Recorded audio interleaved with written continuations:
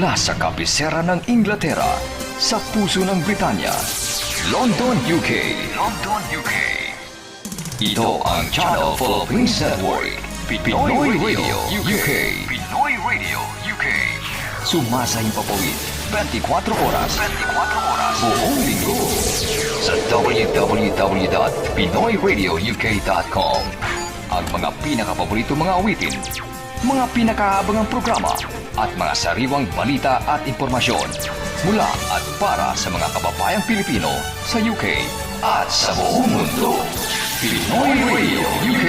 Pinoy Radio UK.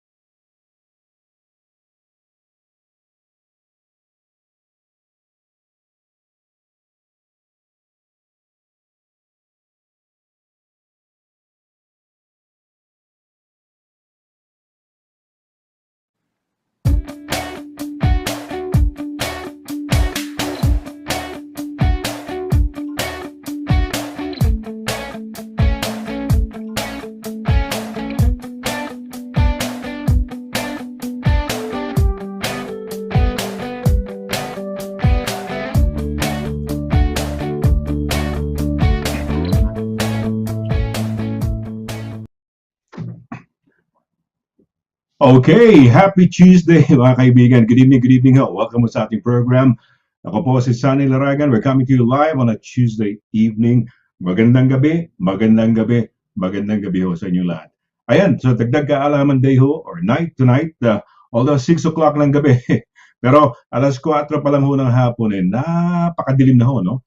Yan ho ay ibig sabihin, nasa fall or autumn ho dito sa UK, at ilang araw na lang ho, officially na winter time na ho, no? Dahil winter time is December, January, and February. Anyway, good evening ho. Welcome mo sa ating programa. Ito ho yung Legal Advice Corner. Meron ho subtitle to. Subtitle na to, The Beauty and the Beast, no? Ito. Kasi syempre, kasama ho natin dito, yung pinakamamahal nating abogada, Beauty and Brains ho yan, no? Siya ho ang managing partner po ng Deo Volentes Solicitors or DV Solicitors, at siya ho ay batang-batang abogada ho, no? Hindi porke bata kulang sa experiencean, malawak ho, kanya nga ho siya ho ang head ng DV Solicitors na nakabase ho sa Bedfordshire. Anyway, good evening ho, welcome ho sa ating program, no? Programa, sabihin ko sana programa, na pitin ako program tuloy. Ayan, papakilala ko na ho, tatawagin natin yung ating palagi ang kasama every Tuesday evening, who makes our Tuesdays happy Tuesday. Mga kaibigan, ang pinakamamahal natin, no, ang Brains and Beauty, ang managing partner po ng DV Solicitors, walang iba kundi si Attorney DANNA QUINTO. Attorney, magandang gabi, happy Tuesday. Magandang gabi, Mr. Laragan. Happy Tuesday. Good evening, good evening, good evening. Katulad ng sinabi mo sa mga kababayan natin, tuloy po kayo, Mr. Laragan. Hindi tayo, eto naman, beauty and beauty ang subtitle na to. Actually, beauty and beauty, dahil idadagdag po namin ang aming Direk Pao, who's nandyan sa aming sasabihin ko background, sa likod ng computer, but yes, it's a theme na nakakatawang uwi-uwian every Tuesday. So, kamusta, Mr. Laragan? You look 100%. Mukhang fully recovered na at gwapong-gwapo, as always. Nako, thank you. Yes. Okay naman. Medyo balik ano na ng konti, no? Medyo I'm glad, no? Gustong-gusto ko sana, gustong-gusto ko to syempre na healthy tayo papunta ng winter time dahil napakalamig.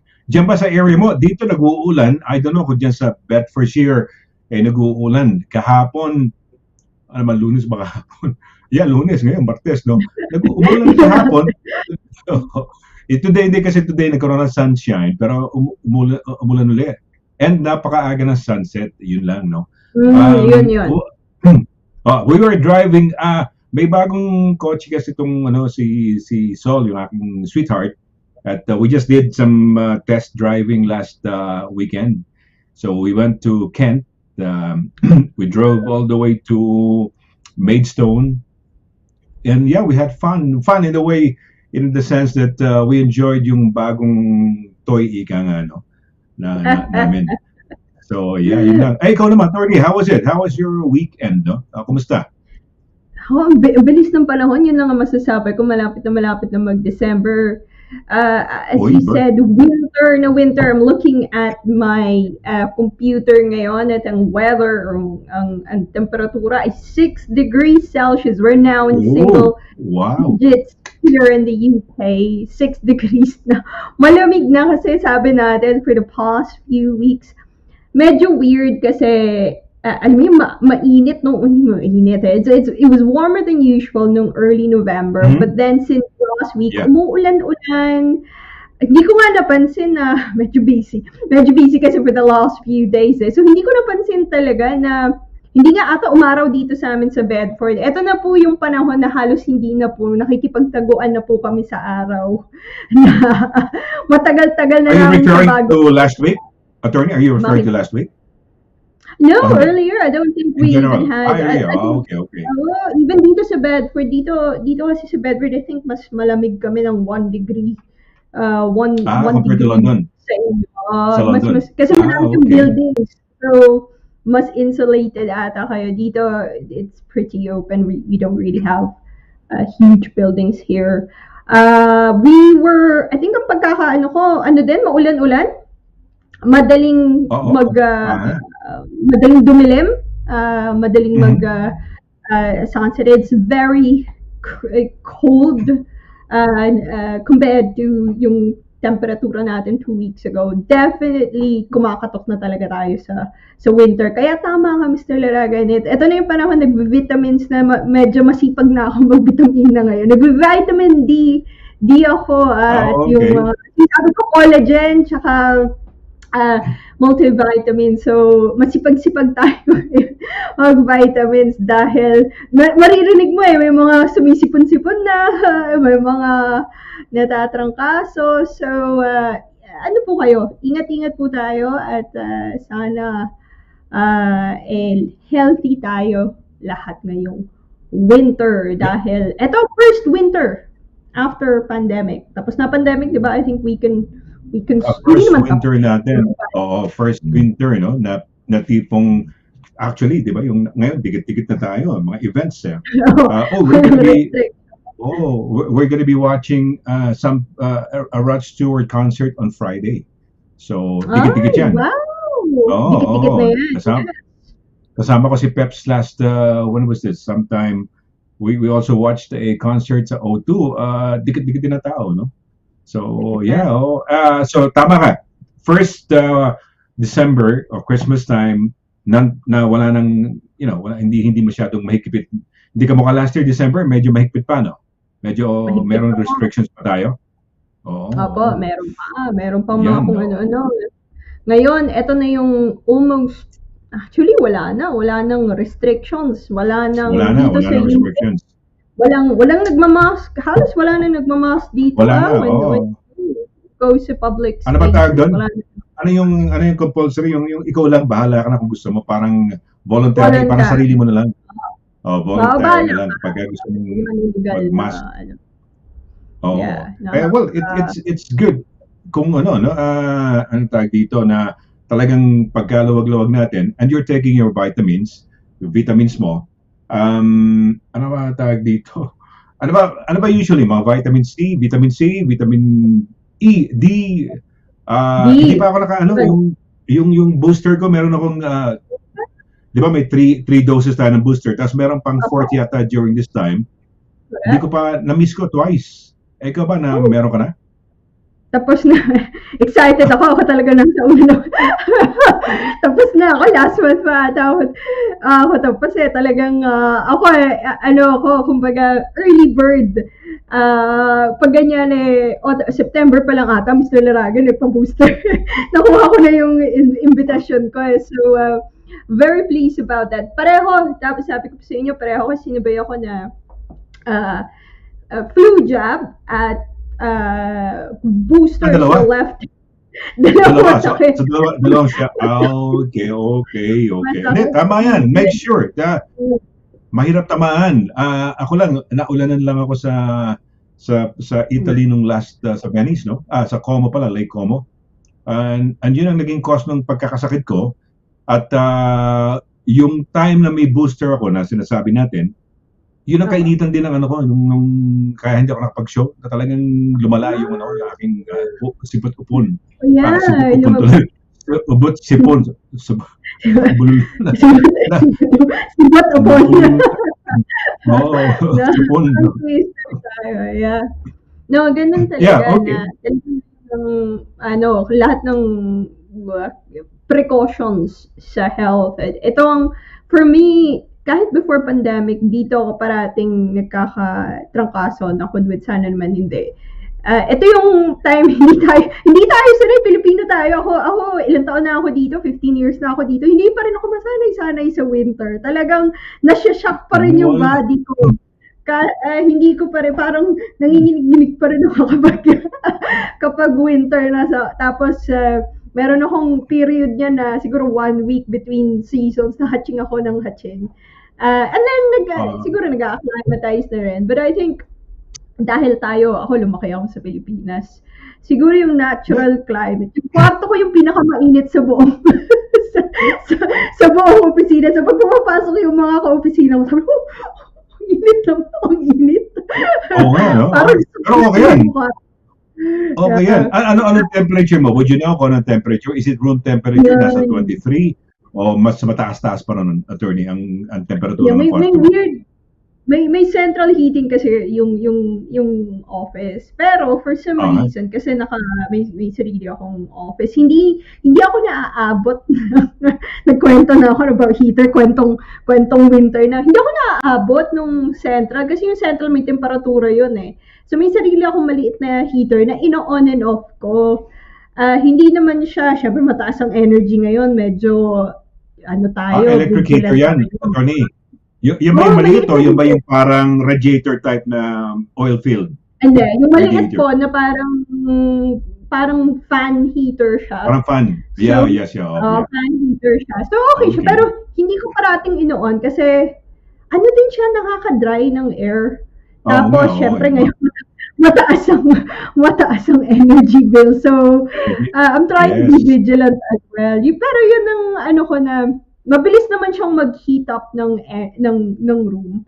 Yun nga lang, ramdam mo talaga kasi medyo malamig-lamig na po ngayon. Dito naman sa flat ko, because I'm at home, guys, as you know na, dito na tayo nagpo-broadcast. It's warm. Halos hindi kami mag-heating dito kasi mas modern yung building. At pag ganun, efficient eh. Efficient. Meron tinatawag tayo na EPC, Energy Performance Certificate. So, quick dagdag kaalaman trivia. If you want to know how efficient yung inyong property, kung pwede nyo yung mahanap dun sa mga papeles nyo, yung Energy Performance Certificate, you would know kung ano ba yan, hindi gumagamit ba ng energy yan na efficiently o medyo magastos sa bills yan. So that's one thing to know kung kasi kung naka-glaze yung mga window nyo, properly cushion, nakaka-apekto yun, nakakababa ng energy prices. Lalo pat ngayon, kakalabas ng budget natin last week, yung mga sinasabi ng treasury natin dito na meron tayong subsidy from the government sa energy prices, di ba? Pero hanggang hanggang Marso lang Abril eh. April yata yan, no? And hopefully, di na natin kailangan ng heating after that. Pero sa pagkakaalam natin talagang medyo, ngayon, mataas. Lahat nakakaramdam ng mataas na energy bills ngayon. Ito nga coffee ko, attorney, kanina, may init to ngayon, malamig na. Ganun ka, inis. Hindi natin microwave. Magtipid tayo sa kwento, wag na natin microwave. Ano naman tayo, bisa pag nakikita mo ako, meron akong yung pagka-regular, nakikita mo ako, meron akong bonnet. Bonnet. Tapos, sekreto ko ngayon, please, yung mga minabili sa Yung bang sinusuot mong mainit sa katawan, talagang yun ang sinusuot ko, wala akong problema. Tapos naka-medyas ka, di ba? Naka-medyas ka, di ba? Oo, naka-medyas ka. Iba yung tsura ko pag-winter di ba? Para-paraan lang. Para-paraan lang kasi mahal ng kuryente di ba? Kung lalabanan mo ng heater, ayun. Pero ngayon, may panlaban na ako talaga. Isa, well, sa kama, I don't know kung sa kama mo, kung meron ka rin yung parang heater muna para painitin muna bago ka humiga. Meron ka ba ganun? Hindi, wala po ako nun. Wala ka ganun. Ako, meron ako nun. Electric blanket, mainit muna, nasa number 3. Pag medyo mainit na, pinapatay ko na, tapos nasa loob ko na, mainit ko na, yun. Tapos naka-medyas ka, nakasuot ka ng parang, mainit yun eh. I don't know how to describe it, attorney pero parang tela ng fleece ba tawag nun, hindi ko, mainit. Ngayon ko lang na-discover. Tapos naka-ball. Kaya pala, di ba yung mga natutulog sa mga, hindi ko alam kung cartoons meron silang bonnet, pero sa French yata, yung mga lalaking French yata ano ba tawag doon? Meron silang ulo, tinatakip sa ulo? Pag natutulog? Beret or something, parang beret. Parang ganun. Yung sinusuot nila, pantulog. Okay, teka muna, attorney. Punta na tayo sa batian muna para winter time na mga kaibigan. Pasensya na kayo, pinag-uusapan namin ni attorney. Sabi mo, 15 years ka na rito. Ako, mga 23 years. May mga kilala ka more than 20 plus years, 30 years na. Talagang ang hirap po na winter. May winter na madali, may winter na mahirap, may winter na grabe, no? So, ganun talaga. Ganun talaga ang winter, no? Winter, spring, summer, and fall. Pagkatapos naman ng winter, andyan na naman. Masarap tingnan naman yung namumukadkad ng mga, diba, dumating ako first time sa UK, winter time. Sabi ko, ba't walang leaves yung puno rito? Yung pala winter time, di ba? Yung pala pagka winter time. Wala, kalbo yan eh. Kalbo mga puno, di ba? At this time, nahuhulog na yung mga leaves. And then by December, totally siguro wala nang mga leaves sa mga puno, no? Except yung mga pine trees o yung mga di ba? Yan talagang the whole year round may leaves yan eh. Okay, sige. Sino ang unang bumati, attorney, ha? Malalaman natin sa okay, sige, roll tayo. Direct go.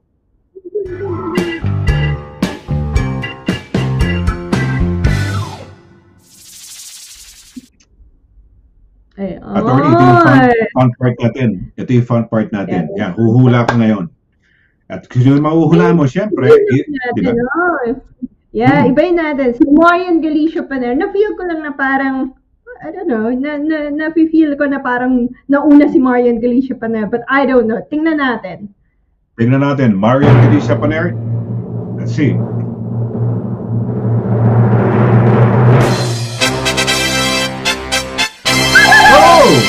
Wow, galing naman. Galing. Hindi ako cheat na ko. Tumama yung Marian. Bago na naman yung profile picture mo. Si Marian nag-change ng picture every season. Picture mo ba yan, Marian? Totoo bang buhok yan? O wig yan? O ano ba yan? Totoo ba yan? What do you think? Totoo yan, no? Sa bagay, siya lang makakasagot yan. Totoo ba yan? O wig yan? Pero maganda. Sige, go. Maganda. Hello po, Kuya Sonny at Attorney Dana. At sa lahat, happy Tuesday po and stay safe always. God bless us po. God bless you too, Marian. Nako, naramdaman Marian, mabuhay ka, ha? Nahulaan ka ni attorney, ha? Ayan, si Attorney Dana. Okay. Sige, sinong pangalawa? Second, Oliver Fernandez. Sa tingin ko, andyan din. Oliver Fernandez. Tingnan natin. Subukan natin. Tingnan natin. Hi, LARAGAN. Please don't forget.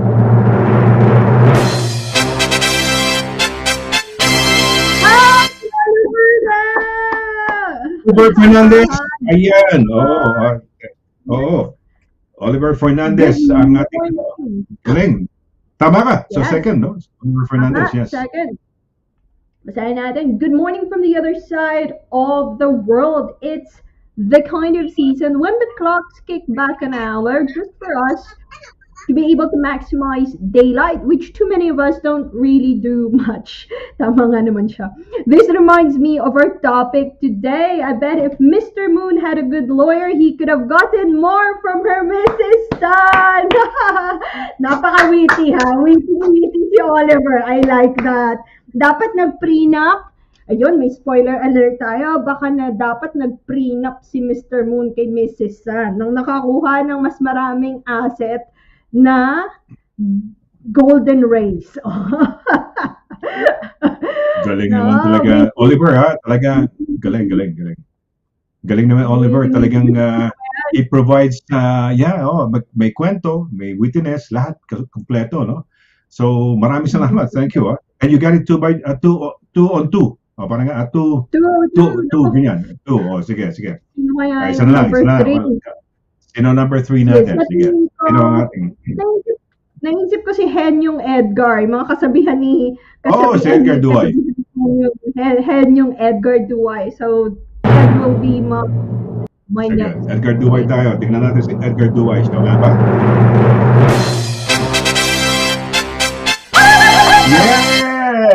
Yes. All right. Hat-trick tayo. Hat-trick. 3 in a row. Says, Edgar, magandang mabuhay gabi ka. sa inyong lahat. Happy Tuesday. Speaking of hat-trick, Qatar World Cup ngayon. So madaming mga usapang football dyan sa gilid. Hindi pa ako nakakanood ng but okay. Ang Pilipinas ba nasa yung women's team nasa World Cup ba tayo? Kasi nag-qualify meron ba? ata sila. Ewan ko, Meron ba? hindi ko alam. Okay. Dati may nabasa lang ako pero may be mistaken. But titingnan ko sa Okay. commercial natin mamaya. But sa lahat ng mga Kung kasama ang Philippine teams sa Qatar, women's team. World Cup. Women's team. Women's World team. Cup Okay. nag-qualify. Hindi ko alam. Pero alam mo, sabihin na very lang good. fake news. Hindi ko po verified yan. check mamaya pag natapos, pag nag-break tayo, i-check ni attorney yung confirm, i-confirm kung kasama nga ba ang Philippine team sa ongoing World Cup sa Qatar. Okay, nanalo ang UK nung last, was it yesterday? Yeah. 6-2, no? Napanood mo yun? Ay, di mo pala napanood, no? Oo, hindi ko napanood, pero nabalitaan ko sa opisina. Siyempre, mga usapan sa may photocopier, ano nangyari sa World Cup. Kaya doon mo talaga masasagap yung mga current affairs minsan eh. Kung magtitimpla ka ng kape, o kaya nandun ka sa pagpo-photocopy. 6-2 daw, congratulations England. So, Yes. tingnan natin ang ating luck this time around. Pero talking of hat-trick, nakatatlo ka, no? Hat-trick ko kasi tatlong scoring, tatlong no? So, ang galing naman ni attorney, ganda tonight talagang sapul na sapul yung tatlong hula mo, no? Marian Galicia Panier, Oliver Fernandez, and Edgar Duway. Edgar, congratulations nagawa niya yata niya yung kanyang yung sa damit niya, yung parang cabinet, no? Mabuhay. Ayan. Ano niya? Nakita ko yun. May DIY yan eh. Galing. Oo nga, galing. Kaya ako'y naiinggit sa ganyan, ano? Pagka nagdi-DIY, kasi minsan napupukpok ko yung daliri ko, no? Pagka nagdi-DIY. So, ayan. Okay, well, sige, tuloy-tuloy natin. Sige, Direk, sino mo yan? Ano natin? Edgardo Cagastian Enriquez or Edgardo, yes. Cold Tuesday to Mr. Wow. Laragan. Attorney Donna, Direct Pao, and to the viewers, Northern and Jubilee Line are very busy going to South and West if you can avoid. Looking forward to lots of learning again today. Thanks. Yan. Thank you, Edgardo. Northern Jubilee Line, ayan. Kasi Northern Line sa pababa, no? South, going south pero taking the Northern Line. No? Jubilee Line, very busy. Going to South and West. If you can avoid, right. Pero kung hindi ka makaka-avoid, wala kang way. Kung yun talagang pupuntahan mo. Lalo na kung more than ka, di ba? Wala kang iba pupuntahan. Pero may isa akong gustong testingin dyan, attorney, yung Elizabeth Line. Hindi ko pa nasubukan. I'd like to try. Give it a try. Yan yung Elizabeth Line. Okay, sino yan? Edgar Duway. Yan. Sabi ng henyo ni Ednyo, people who can manage to smile even when times are tough are amazingly wonderful, but if they can take others to smile with them, she or he is naturally kind at heart. Ayan ang ating kasabihan na naman. From henyo ni Oo nga. Ednyo. Nako, Oo nga, ayan. sa inyo, no? Napakasaya talaga. Si Ed Oo. talaga. Nakakatuwa. Pero yan. matindi ang mga ganun tao, matindi. Kunyari, kung may problema ka, may, ano tawag dito, tapos nakaka-smile ka, di ba? Meron kaming Pilipino yan, Mr. Laragan. Napansin ko, natural tayo sa ganyan. Yung Pilipino, karamihan sa Pilipino, alam mo yun, tayo may problema. Mabigat-bigat ang problema natin. Marunong tayong tumawa, marunong tayong maghanap ng nakakatawa. Kaya nakakatuwang kasama ang Pilipino pag ganyan. Minsan nga, alam mo, makikita mo yun sa mga online na may crisis na medyo nahahanap pa nila ang light angle. Pero, yeah, tama. Magandang ano yan. Darmin. Tama yan, no? Andyan. Smile ko si Darmin. Ba? How beautiful. Darmin, kamusta dyan? Malamig ba dyan sa inyo? Sa Belgium. Dito sa amin, maulan. Brussels, di ba? Brussels. May heart siya. Beautiful. Attorney Dana, Quinto. Yeah, good evening na. Kuya May heart Sonny, siya. beautiful attorney Dana. Quinto, may heart pa. Nakakatuwa. Good evening, Darmin. Ayan, mabuhay. Ayan. Sige. Okay. Ay, may bago. May bago tayo, Mga Mr. Laragan. Logroño, Taga saan ka Roberto. Bago ka. Taga saan ka? Maganda yun. Tinitingnan ko yung profile picture Oo. niya. God bless Bicycle? everyone. Hi, Bicycle? Hi, Oo. Donna. God bless you too. Taga saan Romana, good evening, ha? Oo, taga saan ka? Meron akong professor or teacher no high school, si Mr. Logroño, no? Logroño. Teacher ko sa economics yata no high school sa Notre Dame, no? Manila, sa Manila. So si ano ba first name ni Mr. Logroño? Nelson ba o ano? Nakakalimutan ko na. Oh! Wow! Good evening. Attorney, naalala mo to? Ito yung siya yata sila yung nagsayawan na ano nung birthday ni di ba? Yung birthday ni pangalan ko kaibigan natin Lady yung capital Emily. letters. Lady Emily. Emily. You're right. Lady Emily. Oo. Ito, one of those who danced yata si Marilyn, no? Jones. Oo, doon sa parang nagbigay ng special number. Parang silang mga teenager sila, di ba? Yung mga Teenager na teenager. Very talented. teenager sila. Oo, yung, alam mo, maski nasa 60s na sila, 70s ba, talagang mukha silang teenagers talaga. So, Marilyn, mabuhay. Ayan. Kung naalala mo, Attorney, di ba meron akong pinakilala na grupo na nagsayaw sila, 4 yata yun. I think Marilyn is one of them.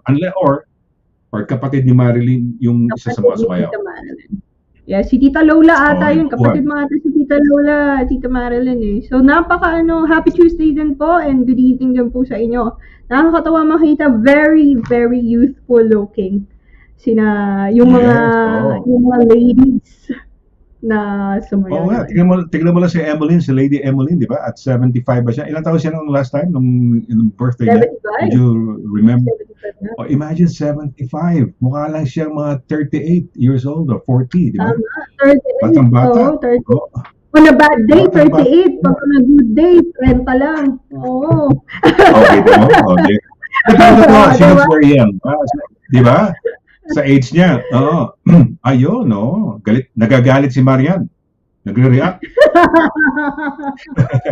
Wag mo daw tanungin, Opo. wag mo daw questionin, Oo. Mr. Laragan. Oo.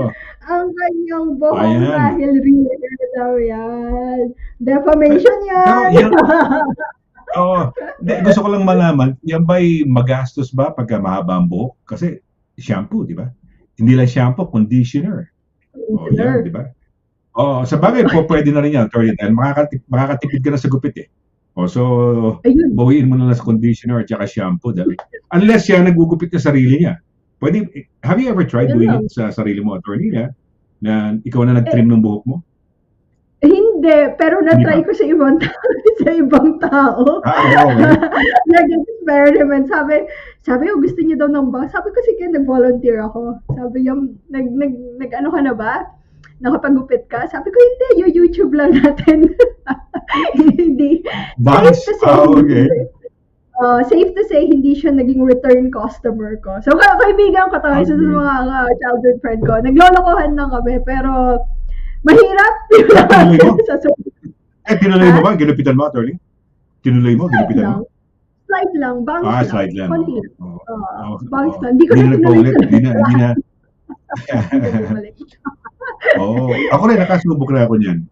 Mga training lang, pero other than that. Yeah. Mahirap. Okay, attorney, we're gonna have a short break. Yung maganda na yung pag-uusapan na, ano yung topic natin ba, direct, pakipasok nga lang. Ayan. Pre-nuptial agreements. Yung mga pre-nuptial agreement, pag-uusapan natin, naka-ready na yung papel ko, naka-ready na yung ballpen ko. So, handa na ho rin kayo, no? Kuha ko yung ballpen at papel. Ayan, we're gonna have a short break at pagbalik ko natin, tatalakayin na ho ni attorney yung mga pre-nuptial agreements. So, wag ko kayong alis. Saglit po lamang. Mula doon hanggang ngayon, serbisyong mapagkakatiwalaan, serbisyong maaasahan pagdating sa inyong mga padalang balikbayan boxes. Dito ka na sa Forex Cargo. Sa presyong kayang-kaya ng bulsa, sigurado ka pa sa inyong padala. Forex Cargo. Dahil kailangan makarating. Call 0208-813-7064. O ano pang inaantay niyo mga kabayan? Tayo na sa Forex Cargo.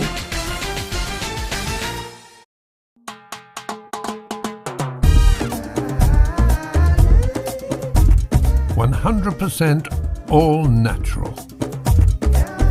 Tasty. Healthy. Versatile. 4 unique flavors. Taste a real sauce. Galettos. May problema ka ba sa landlord mo? Baka AV ka na ni Kuya. May problema sa mga kapitbahay, sa trabaho.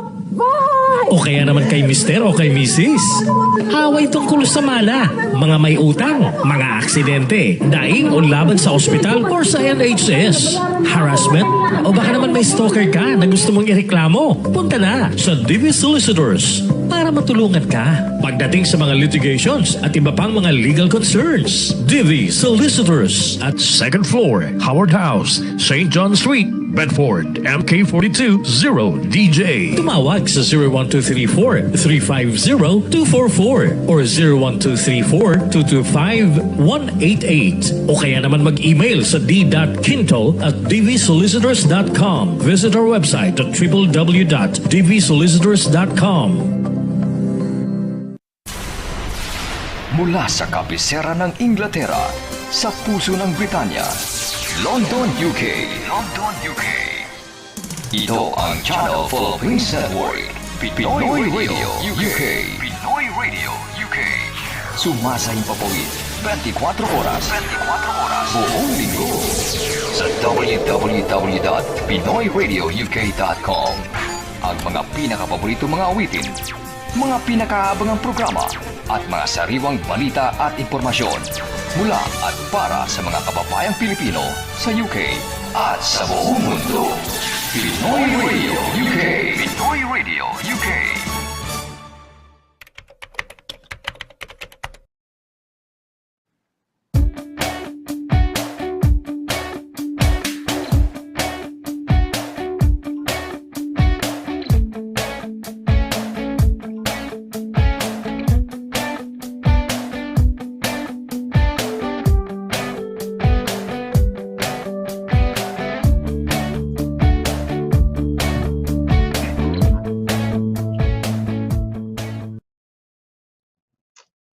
Happy Tuesday once again ho sa inyo lahat na nanonood sa atin. Sa mga first timers ho dito sa ating program, welcome ho, no? Ito ho yung ating lingguhang legal advice program, no, na kapupulutan ho ninyo ng impormasyon, no, tungkol sa mga bagay-bagay na legal dito po sa United Kingdom. Siyempre, tawagin natin once again yung ating pinakamamahal na eksperto ho, no, in terms of legal matters dito sa UK. Dahil abogada. Sa mga kaibigan, once again, si Attorney DANNA Quinto. Happy Tuesday, Attorney. Happy Tuesday again, Mr. Laragan and everyone. Happy Tuesday. Welcome. Tuloy po kayo dito sa ating Dagdag Kaalaman session. Ayan. Okay, so tonight, very special, may topic tayo na prenuptial agreements. Ito, malaking bagay ito kasi, di ba? Malaking bagay ito, di ba? Malaking bagay ito, prenuptial kasal eh. Pag later on, naghiwalay, malaking bagay. Ngayon pa lang nagagawa na ng paraan o papag-usapan na. Okay, sige, Attorney, take it away. Sige, go ahead. Ako yung meron ng papel at ballpen. Yes. No. Salamat, Mr. Laragan. Itong mga prenuptial agreement, often naririnig natin to sa sa mga soap opera or news. Nakikita natin sa news, nakikita natin dahil naghiwalay ang isang celebrity and sinasabi na, ito yung may prenup sila and dapat sundin yan. Ano nga ba ang prenuptial? Ano ba standing ng prenuptial agreement dito sa UK? And what can you expect kung kayo sinabihan na mag-prenup tayo? Ano yung may expect mong makita doon sa dokumento na yan? So this session is meant to inform, dagdag kaalaman, and to also give you a bit of a glimpse, kumbaga, masilip kung ano nga ba ang nandiyan, nasa loob ng mga dokumento na yan. So, first of all, pag kayo nabigyan ng prenuptial agreement, ang unang sort of misconception ng mga tao, nakikita ko kasi minsan dun sa mga soap opera o sa mga TV, bigla nilang inambush yung either yung soon to be husband or soon to be wife, at sasabihin, mag-prenup na tayo, kaya naka-wedding dress na minsan, naka-attire na, naka-tuxedo na, at dun may mga pirmahan na nagaganap. Sa totoong buhay po, hindi po ganon. Prenup agreement dito sa UK, kailangan piniprepare ahead of time. Quite a while actually, I would say a few months. So straight away, if halimbawa or napapag-usapan nyo na magpapakasal kayo, I would actually suggest na isabay nyo na rin na dahan-dahanin ang pag-uusap about sa prenuptial agreement. We will talk about the validity of it first, and para malaman nyo kung bakit kailangan napakatagal. Bakit pala kailangan mga 6 months yan? Parang wedding preparation lang, Attorney DANNA. The reason is, in order for a prenup to be valid, kailangan merong enough information on both parties of what they're entering into, of what rights they are giving up. And that means na kailangan may full financial disclosure ang both parties. Kailangan may assignment, kailangan nag-collate ng information bago sabihin na itong i-give up mo na rights on this property. So, in order for someone to be held as bound by a prenup, kailangan alam niya kung ano yung worth nitong mapapangasawa niya. Ano yung sinasabi mo, separate to, hindi mo to pwede i-claim on a divorce. Secondly, kailangan may advice. So, kailangan may abogado na magbibigay ng advice. And thirdly, kailangan may time to think about it.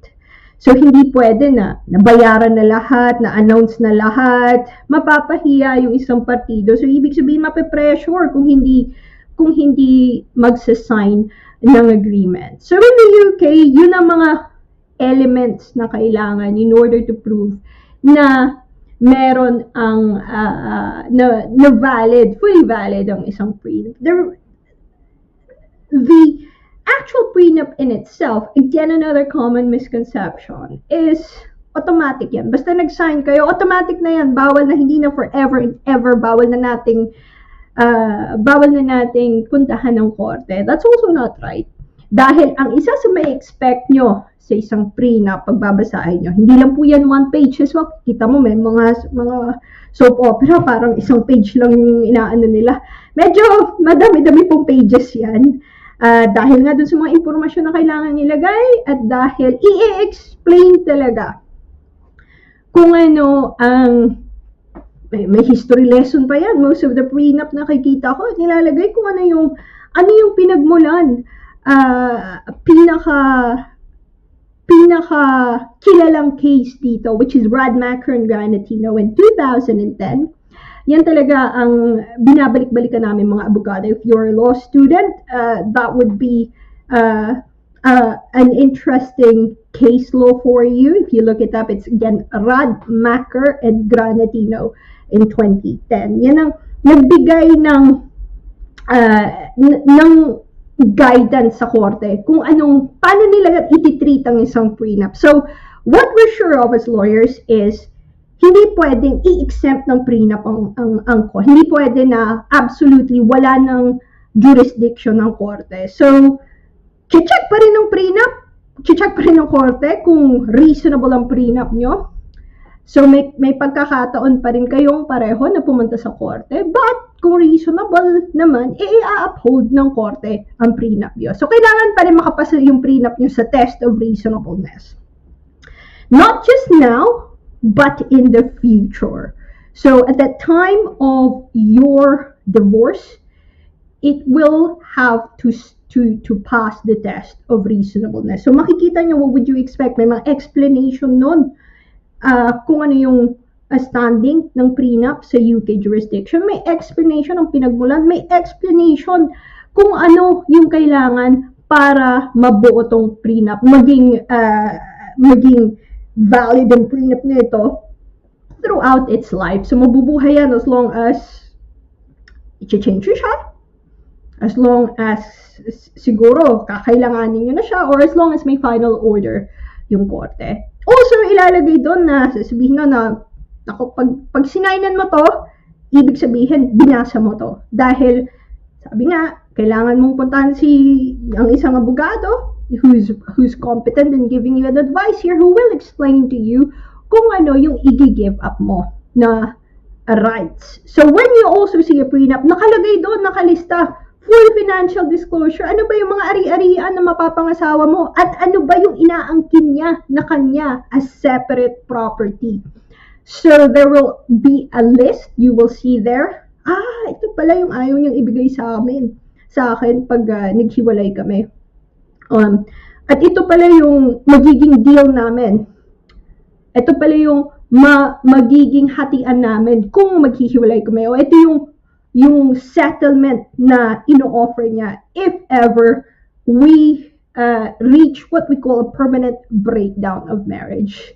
So parang, as you can see, ngayon pala natin pinag-uusapan, medyo, it can get awkward, it can get difficult, especially if alongside, iisipin po natin, imagine nyo, ito yung pinag-uusapan nyo, then the next day, pupunta kayo, or after ng pag-usapan, pupunta sa lawyer, pupunta kayo sa cake tasting. So, that's the reason why you need time. Kasi ito yung mga bagay na hindi mo madadali-dali. You can't really pressure people. You can't really push people to digest it so quickly because organically, hindi siya ganun romantic na discussion. So be very, very, also expect that. Expect it to be, not so, expect it to be a bit formal. May more formal discussions about that. Expect it to not, na baka meron kayong hindi pagkasunduan. But that is the time to test your communication as well. Kung solid ba ang relationship na kaya nyong makipag-usap sa isa't isa. At malaman kung ano talaga ang expectation nyo sa inyong marriage. Expectation nyo kung hindi magiging successful yung marriage nyo. So you have to, those are the things that you have to expect na makikita sa isang prenup, na may sasabihin siya, akin to, kahit na maganda tayo, akin to dahil pinamana to ni lolo or whatever. And maybe kung may anak kayo, maybe iba yung offer niya if you are to settle. Now, as I've said, kailangan ng review provisions dahil, magic word, kung magkakaroon kayo ng kids, children, it will change the landscape completely dahil nga, kung kayo lang dalawa, madali lang. Most of the time, both people are working. But, especially here in the UK, yung childcare, it's a major factor. Baka may isang partido na kailangan mag-give up ng career. So, one might say na, pag nagkaanak na tayo, I gave that up for the relationship, for the family, and it can't be na sa'yo na lang lahat. So, may mga ganong argumento. So, that's the reason why expect, as well in a prenup, na kami mga lawyers, we will trigger a review, or we will say to you, please review this if there are major changes in your life, especially kung magkakaanak kayo, especially if you will move to another jurisdiction, may mga changes, major changes in terms of your ability to earn.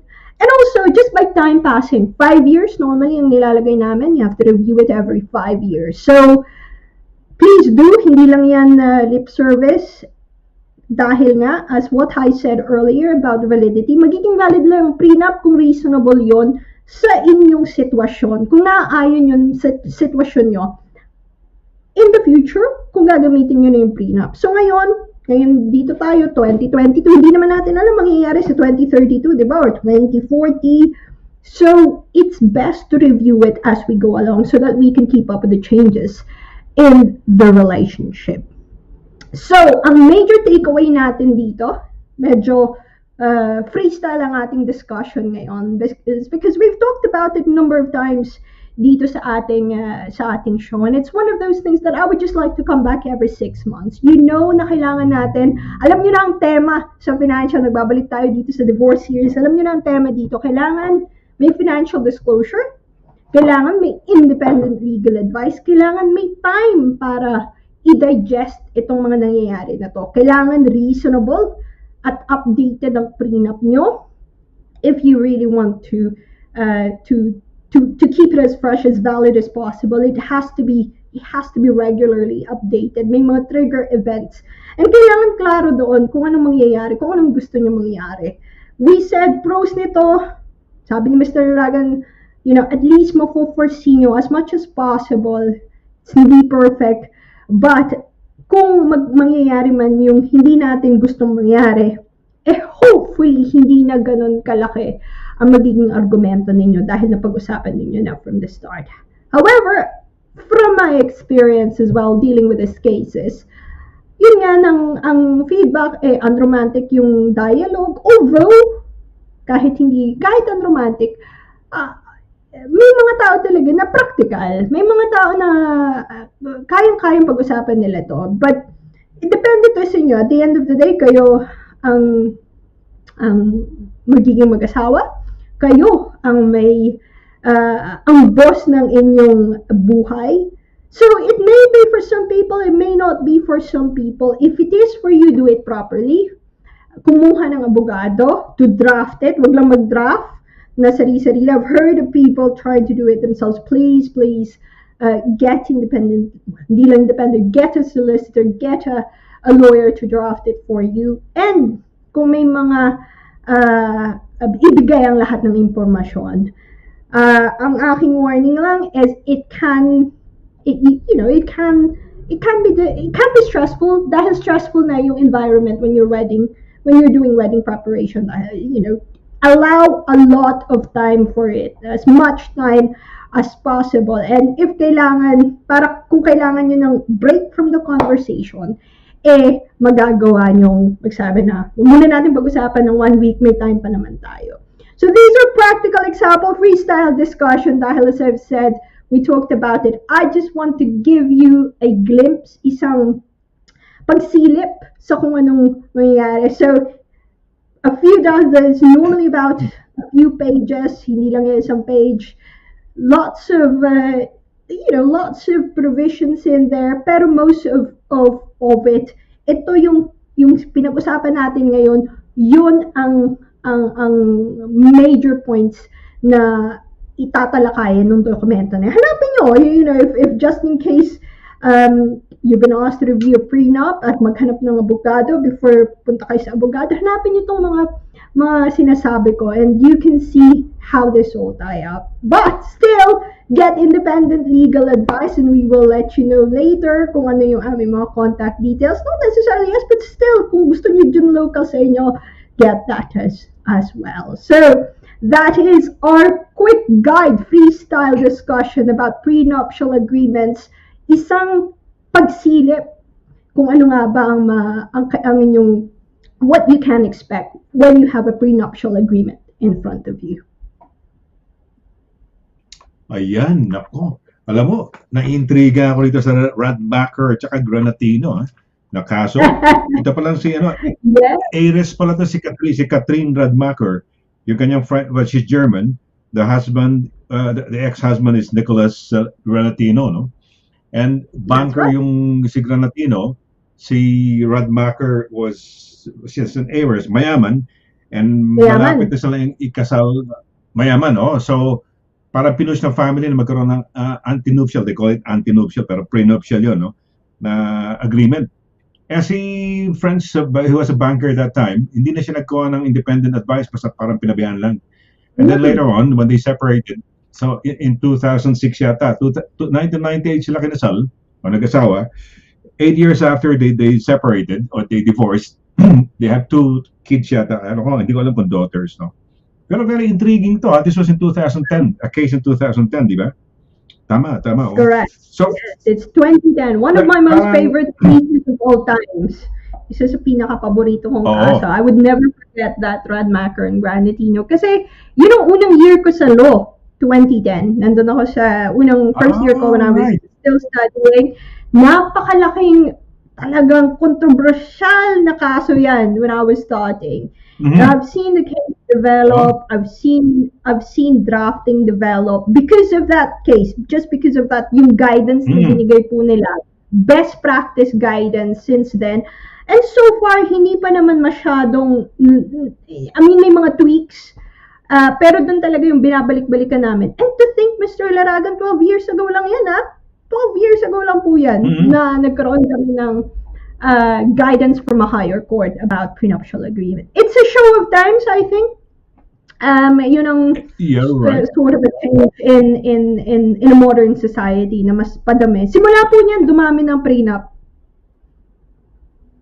8-1, isang dissenting opinion sa Supreme Court. 8 for the yung ganung decision. 1 was a dissenting opinion from Lady Hale yata, o McHale o Hale. So I've met her. Mabait po yan. Sino? Si Baroness Hale. Si Justice Hale. Baroness Lady Hale. Oh, yeah. Justice Baroness Hale. Pero not like one of the bata pa ako noon, so nag-fangirl talaga ako. Bata, I was a student and isang function lang na andun yung mga student and hindi naman talaga. Natuwa lang ako because she's so well known sa industriya namin as talagang nagbe-break ng glass ceiling for lady lawyers, for women lawyers. But she's a very, very, very, very good in terms of pushing yung boundaries. Yung updating ng family law in terms of social developments. But for some reason, this is I don't know why she dissented on that one. But very interesting to hear na yun palang ang decision. Ever since naging 8-1 ang decision. 8-1 ang decision. Almost household name ang prenuptial. Actually, parang nanalo si sa lower court, nanalo si Nicholas Granatino. He was given 5.5 million. So that would be 100,000 pounds a year for life. And that would allow him to buy a house for the kids to visit him. Kasi if he resigned as a banker and went into research at Oxford, no? Nung time na yun, naghiwalay sila. So very interesting to, Catherine Radmacher, mayaman, heiress. Kung makukuha mo Heiress. direct yung si Catherine K-A-T-R-I-N, Catherine, no? At tapos parang Radmacher, Radmacher. R-A-D-M-A-C-H-E-R, no? Yan si Mrs. Granatino before. Oo, yung kaso kasi, kumbaga, Radmacher, Granatino versus Granatino. So, ayan, no? Very interesting to, attorney. Mahirap, no? Is this the rule nowadays pa? Or rule yan, pagka nag-prenup, yan ang gagayahin? Kasi actually, doon sila kinasal sa Germany, di ba? The married in Germany. reason why, I think the question is, I think two strands yung question nyo. The first is, ang question mo is, yan na ba ang gagayahin? I think, no, hindi yan automatic as we said. Meron pa rin jurisdiction ng korte. It has to pass the test of reasonableness and fairness ng UK jurisdiction. The fact that it's a German prenup was also touched upon dun sa judgment. But because it passed the test of validity, andun naman yun yung lahat. So they were able to say na, okay, we can attach weight to it. Hindi siya dahil German prenup siya, yun na rin siya. Hindi naman niya na-usurp, hindi niya natalo yung jurisdiction ng UK. Dahil tinignan pa rin ng UK courts kung maayos pa rin. Kung naaayon pa rin yung nakalagay yung substance ng prenup na yon, kung pasado pa rin sa test ng UK test. At sabi nila pasado, pasado naman. So yun ang word of warning nila. Kahit valid pa yan, kahit gaano kagaling ng mga abogado nyo, kung hindi nakapasa yan sa test of reasonableness ng korte, pwede pa rin i-challenge yan ng isang partido. So yun ang nasa Supreme Court decision, attorney? Ayan, si Yes, Catherine Schumacher. Radmacher to. Schumacher to, sabi ko. Sa bagay, mga Schumacher, di ba pa? German naman si Schumacher, eh. German din yan si si Radmacher. Yeah. Radmacher, heiress yan. So, in the lower court, they haven't given weight to the yung German prenup na agreement, no? Hindi masyado binigyan ng ano. And that's the reason why si Mrs. O si Catherine Radmacher, or dating Mrs. Granatino, brought it to the Supreme Court, no? So, ayan, may maganda. Gwapo rin naman yung French husband niya. Ito, German to. German tong si Hanapin nga natin. Radmacher. Never ko sila tinanong. Ngayon ko lang din sila nakita. I've been talking about that case for a long time. Ngayon ko lang nakita. Sige nga, patingin nga kay... Ang asawa niya si Nicolas Granatino. Nicolas Granatino ang asawa. Ito, Nicolas Granatino. Yan ang pangalan ng Nicolas. Nicolas na Tagalog ang spelling, hindi yung Nicolas na ano tawag. Si Nicolas na taga Manila. Oo. Very interesting to. Attorney, na-intriga ako kasi kinover sa lahat. Daily Mail, lahat ng dyaryo, no? At very, kumbaga, ito rin ang mga dinidescribe, ginagamit ng mga law firms yata, eh. When you have mga law firms, at tapos you talk about divorce and prenuptial, itong Radmacher versus Granatino, ang pinaka-highlight nila. Yeah. Ayan, ito yung French husband. Yan, French to. He originally was an investment banker, and eventually, towards the end, he went into research sa Oxford. So, ayan, nung maghiwalay, sabi nga ng desisyon yata ng korte, yung role niya as a father, that is it. Pero hindi not more on his needs, no? Yung mga needs. Kasi, hinabol niya yung pera ng asawa niya, no?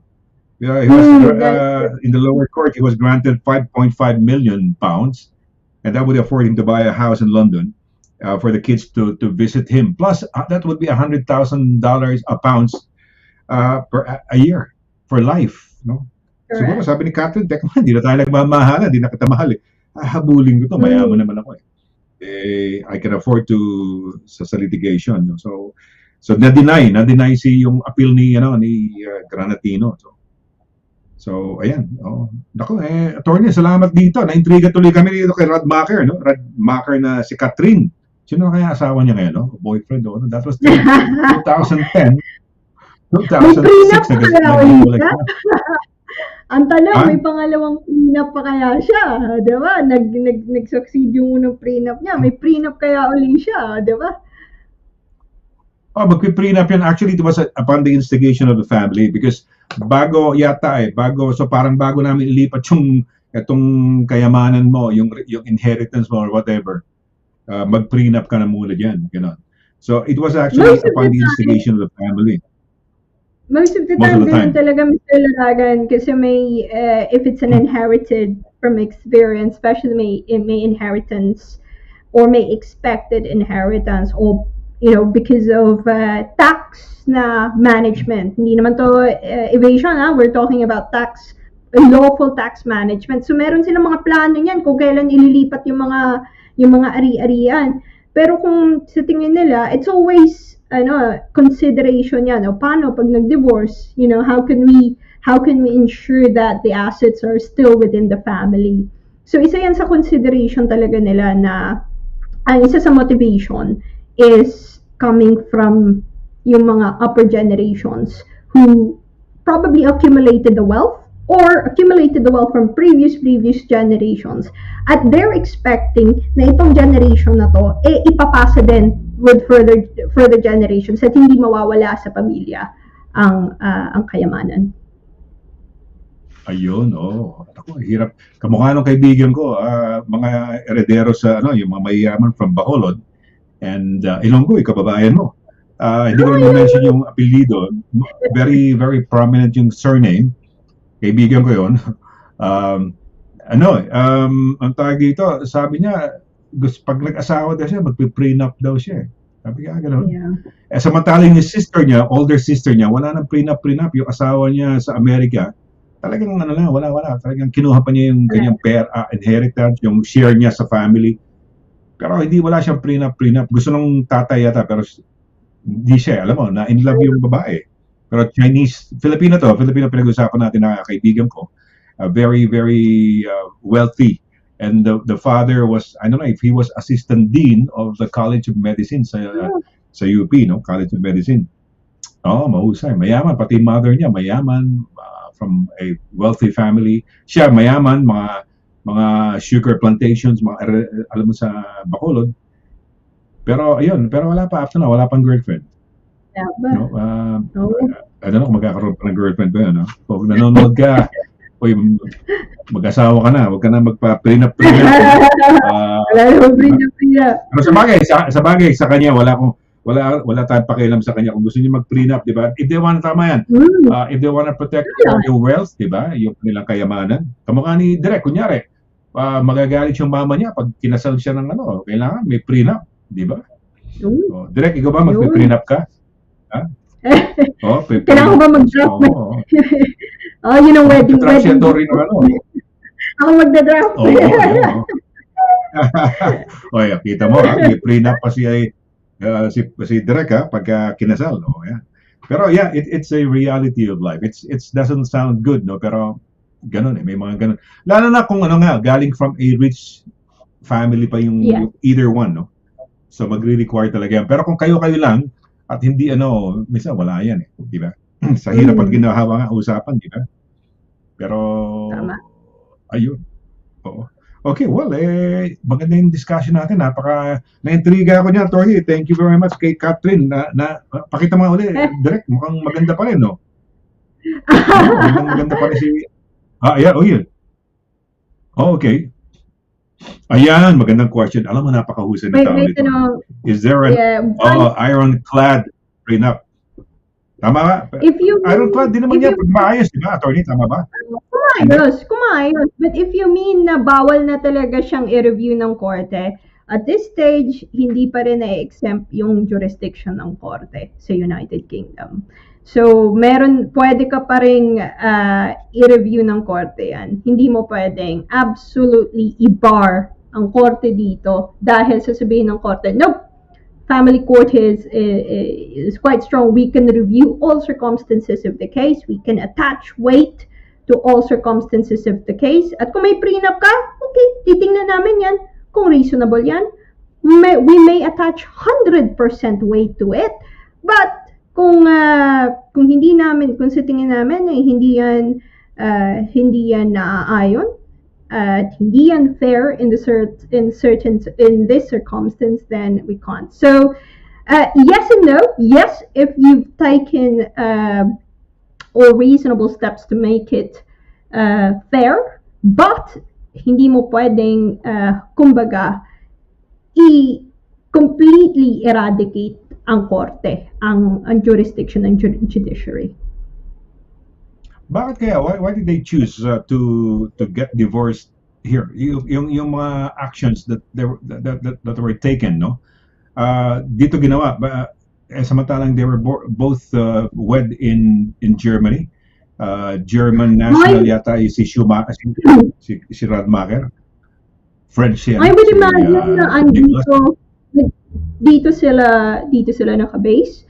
And I would imagine na probably reading between the lines, normally ang may habulan yan seizing the jurisdiction kung sino unang makakakuha ng jurisdiction. And sometimes yung lower earning spouse would always like to seize the jurisdiction of UK dahil historically and according to the law mas nabibigyan, mas may claim sila dito sa UK jurisdiction. And that's the reason why, if you know of what's happening dun sa Princess ng Dubai instigated a divorce here on the basis of sinasabi niya, well, divorce and children arrangement dahil sabi niya yung children arrangement security, the UK can secure ang security niya at ang security ng mga bata, but meron silang properties dito sa UK, but also tactically from a point of view of lawyers, because mas mababa yung may pareho silang mayaman, let's be honest. Yung Princess ng Dubai anak ng hari ng Jordan, but she's married, if you remember, she's married to the ruler of Dubai. And the ruler of Dubai, as we all know, is a very high net worth person. So, kung ikaw ang lower net worth dun sa dalawang partido, pupunta ka sa UK dahil mas maganda ang treatment. But maganda ang hatian. Kung mas malakas ang argumento mo para makakuha ng mas malaki dito sa UK. So, unahan kayo niyan. Unahan kayong mag-seize ng jurisdiction. So, kumbaga parang tatap ko yung UK jurisdiction, una na ako dito na tayo. So my reading between sorry. You're reading it. My reading of that case is either ang jurisdiction nila dito sila habitual residents, o nauna na i-seize ni Nicholas yung jurisdiction sa UK. Pero yung princess ba habitually resident dito sa UK? They argued that. Kasi kamukha niya, kunyari Pilipino, isang mayaman, tapos yung babae, pwede ba niya dalhin yung case dito sa UK? They have to have a link with the UK. They have to have a link sa UK. They have to be habitually resident. Kailangan yung mga properties sila dito. Most of them, we may see them abroad, but actually hindi natin nakikita most of the time. Andito yung mga yan, andito yung mga anak nila, nasa boarding school yung mga anak nila, may mga properties sila dito, may mga businesses sila dito. So they have enough link to the UK na sasabihin nila na andito kami, may habitual residence kami dito. Meron kaming link dito. Dito ba, attorney, ang batas ba sa UK halimbawa, this sa Pilipinas, this is the civil code. Anything that comes in within the ano ba tawag, may term kami noon during the marriage, during the celebration of the marriage, tawag na parang sa technical term, it says habang kasal pa sila, during the celebration of the marriage, habang kasal may dumating na swerte, yaman o whatever yung ano yan, conjugal yon. Dito ba ganun din? Parang may conjugal partnership of gains ba na parang whatever dumating sa marriage natin, hati tayo? Wider than that in the UK. So the UK would look at everything that you own at the time of the hearing, and then your lawyers can make arguments. What do you mean? Everything all over the world, or everything dito lang? Everything that you own, and then you can only argue na premarital yan, or that's outside of matrimonial asset, or completely non-matrimonial yan, once reasonable needs are met. So, hindi mo pwedeng sabihin na, akin to, yung gains lang. We don't really classify that. The court will want you to produce your full and frank disclosure at the time of the hearing. They want to see ano ba yung worth nyo. And then you can argue, your lawyers can argue, using Section 25 factors, kung ano sa tingin nila ang reasonable and fair na hatian doon. Taking into account, okay, reasonable needs nyo. If you want more of the pot, more than 50%, why? Depending on the principles of non-matrimonial law, depending on the principles of what we call ring fencing, how much weight do we attach to a prenuptial agreement. That's the reason why, as I've said, mas maraming argumento na magagamit ang lower earning spouse to get more of the property. Hindi siya ganun ka-limited na yung gains lang ng marriage yung sa'yo. You can actually go a bit beyond that na may mga halimbawa merong mga proceeds na sabi nila matrimonial, non-matrimonial, pero sasabihin ng client, nako, hindi mo pwedeng angkinin yan, hindi pa nako-comply yung reasonable needs ko. Hindi ka pwedeng magdamot kung hindi pa nako-comply yung reasonable needs nating pareho. So it's a bit more I would say attractive. This jurisdiction is attractive to spouses who have a less asset base, or mas less ang earning capacity, or less ang lower earning spouse. Yun yung ano namin. Oh yeah, okay. Yun lang yata pinag-uusapan no kay Schumacher Rodmacher, no? Yung needs mo hindi hindi dapat i-meet yung needs nung husband, no? I think they have to meet the needs. They definitely have to meet the needs of the husband, but the needs are probably tempered. So that is yun ang magnetic importance sa UK matrimonial law. Kailangan ma-meet yung needs ng dalawang party. But kung saan naka-pitch yung needs na yan, doon nag-argue yung mga lawyers. I think this is a wider discussion next week, but we did discuss this a few months ago, non-matrimonial properties, if you remember. If you want to start saying, ay hindi, bawal tong matouch sa divorce, very quite technical at complicated ang arguments in the UK law. At bawal, as I said, yun ang main principle. You cannot start saying this is only mine if hindi pa complied yung reasonable needs ng parehong party. So what's really reasonable needs? May bahay ba kayong pareho? Ma-afford ba ng itong conjugal property nyo parehong bahay? Kasi kung hindi, talagang titingnan ng korte yung mga premarital asset mo, yung mga na sinabi mo na ano mo sa mga ninuno mo. So that's the reason why malakas ang korte dito na magbigay dun sa mga nangangailangan. Ibig sabihin matatouch din maski paano yung mga premarital assets. Okay. Well, kaya pala gusto nila sa UK, no? Hindi lang gusto lang dito ng mga tao na mamatay na sila makasakay ng barko o bangka o para maski malubog sila dyan sa English Channel. Makarating dito dahil, di ba, bukod sa benefits nga, di ba, gaganda ng benefits. At dito, malakas, maganda yung mga batas-batas ba natin, very favorable doon sa mga medyo bitin, Di ba? In a way, di ba? Pero mo sa, pwede pa lang i-touch na yung premarital, yung premarital property, o gano'n, whatever, yung conjugal, or whatever, pwedeng habulin, pag-supply ng needs ng kung sakasakali, reasonable needs. Okay. I guess maganda yung ating talakayan, no? Maraming mag-iisip-isip kaya sa pag-ibig, no? Oliver, si Oliver. No, dahil di ba, pag-ibig. Oo, pag-ibig. Cheers! Yan, sige, pakibasa, attorney. Si Oliver Fernandez, mate. Cheers, Attorney Donna, Kuya Sonny, and Direct Paula. Cheers then, Oliver. Thank you. Napaka-bibong participan talaga niya ni Oliver. Maraming salamat. Ayun si Tito Evelyn! Oh, God. Lady Doon yata yan Evelyn sa said, Pilipinas yata. Mukha yatang may sakit. Okay ka ba? Dahil medyo kay Direk, medyo na small letters, ano? Oo, good morning. hello daw, good evening. Happy Tuesday to you all. Happy Tuesday. Oh, ganda ng photo, galing naman. Ganda naman. Very, Sino mag-aakalang 75 years old siya? Imagine mo yan. Agree ako dyan. Agree talaga ako dyan. Ganda, Hindi mo talaga...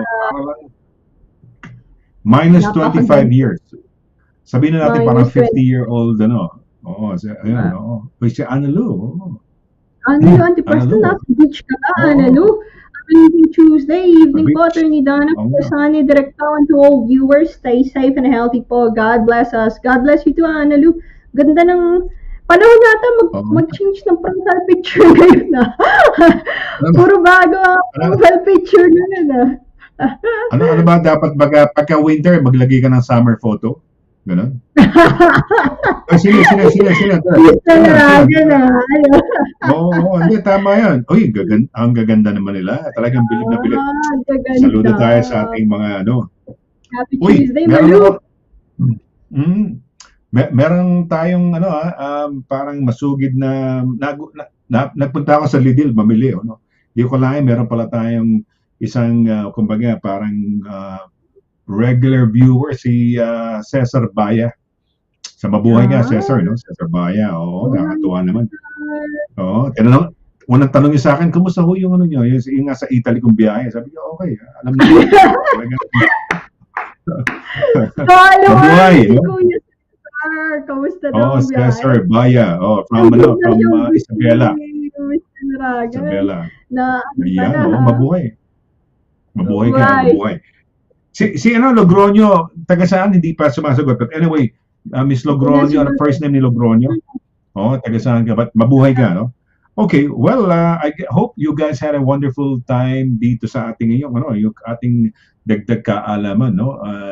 Yung prenuptial agreements. Thank you, attorney, si Catherine Radmacher, at si Nicholas Granatino. French and German wife, no? Shout out again. It's very interesting. 2010 landmark decision.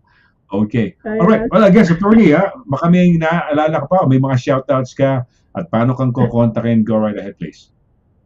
Siguro yung contact details na lang po. If you wanna contact us or contact me, danna.quinto@dvsolicitors.com, or telephone number, or via telephone, 01234225188. Again, it's danna.quinto@dvsolicitors.com, or call me at 01234225188. Thank you, Direk Pao. Thank you, Mr. Laragan. At maraming salamat po sa lahat ng mga bumisita ngayong gabi. It's always great to see you guys. It's always good to come home to you guys. So, thank you. At see you next week. Last Tuesday ng November. Tama ba? Tama po ba? Tama nga. Last Tuesday.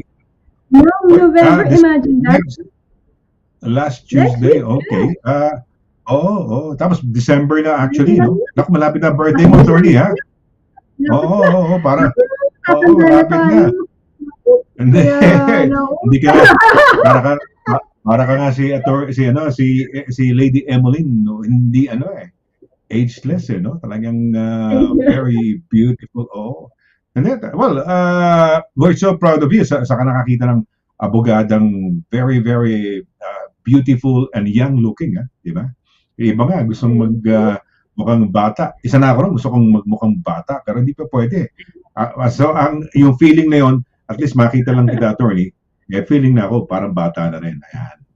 So, teka muna, attorney, bago ako magpaalam, I'll call you, isang quick call lang sa'yo pagkatapos nitong show, I'll call you sa phone. May itatanong lang ako sa gilid na para sa ano lang. Okay, alright.